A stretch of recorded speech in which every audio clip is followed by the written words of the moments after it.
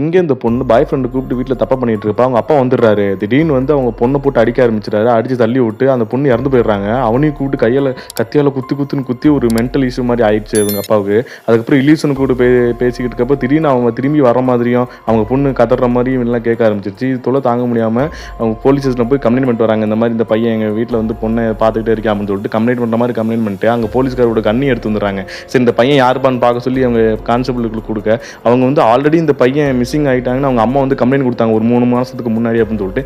இப்போ இந்த போலீஸ்கார் யோசிக்க ஆரம்பிச்சிட்டாரு. போயிட்டு அவங்க பையனோட அம்மா வர சொல்லிட்டு அவங்க அம்மாட்ட கேட்டுட்டு இருக்காங்க. உங்கள் பையன் இந்த மாதிரி 3 மாதத்துக்கு முன்னாடி காணாமல் போயிருக்காமா, நேற்று வந்து ஒருத்தர் கம்ப்ளைண்ட் பண்ணிக்கான்னு சொன்னேன். சார் அந்த ஆள் சரியான லூஸ் சார், மெண்டல், பையனும் காணோம் அவன் பொண்ணையும் காணோம் சார், அதனால ஒரு மாதிரி மெண்டல் மாதிரி ஆயிட்டாரு சார் அப்படின்னு சொல்லி ஃபஸ்ட்டு அவர் கூப்பிட்டு விசாரிங்கன்னு சொன்னோன்னே கம்ப்ளைண்ட் பண்ணி வீட்டு ஒரு காலிங் பிள்ளை யாரோ அழுத்துறாங்க. டக்குன்னு துப்பாக்கி பின்னாடி மறைச்சு விட்டு யாருன்னு பார்க்குறப்ப நம்ம போலீஸ்கார் வந்திருக்காரு. போலீஸ்கார் வந்து நம்மளுக்கு ஒரு மாதிரி பயமாகி போச்சு, ஐயோ மாட்டிக்கு போகிறோமா எங்கன்னு. ஆமாம் எங்கே உங்கள் பொண்ணு அப்படின்னு கேட்டேன்னே இந்த மாதிரி என் பொண்ணு உள்ளே சாப்பிட்டுக்கிட்டு இருக்கா அப்படின்னு சொல்லிட்டு அங்கே மாதிரி பார்ப்பாங்க. அது ஒரு இல்யூஷன் மாதிரி தான் இருக்கும். அவர் கண்ணுக்கு தெரியும், ஆனால் போலீஸ்கார் கண்ணுக்கு தெரியாது. ஏன்னா அவர் தான் மென்டல் மாதிரி இஷ்யூ ஆயிருக்காருல அப்படின்னு சொல்லிட்டு. சரி என்ன சார் குடிக்க என்ன சார் வேணும்னு சொன்னேன். டீ கொண்டு வாங்க அப்படின்னு சொன்னேன். டீ போட போயிட்டாரு. அதுக்கப்புறம் இங்கே ஒரு எல்லாம் சுற்றி முற்றி பார்க்குறாரு. உள்ளே பார்க்குறப்ப அவர் டீ போட்டு இருக்கப்ப என்னடா இந்த கதவை பூட்டியிருக்காரு. கதவை பூட்டினே திறந்து உள்ளே போய் பார்த்தோன்னே ஒரு சூட்கேஸ் மாதிரி இருக்கும். அதுக்குள்ளே பார்த்தா அந்த 3 மாதமாக கொன்று உள்ளே வச்சு எலி புழுத்து போய் கிடக்கு. ஒரு மாதிரி நம்மளுக்கு வாமிட்டே வந்துருச்சு. பார்த்துருக்கப்ப திடீர்னு ஒரு ஷூட் அவுட். எங்கன்னு பார்த்தா நம்மளே நீ வரக்கூடாத இடத்துக்கு வந்துட்டப்பா தம்பி அப்படின்னு சொல்லிட்டு 2 பேருக்கு கைகளை பாயிருது. 2 பேர் சண்டை கட்டிருக்காங்க. ஒரு கட்டத்து மேலே போலீஸ்காரை போட்டு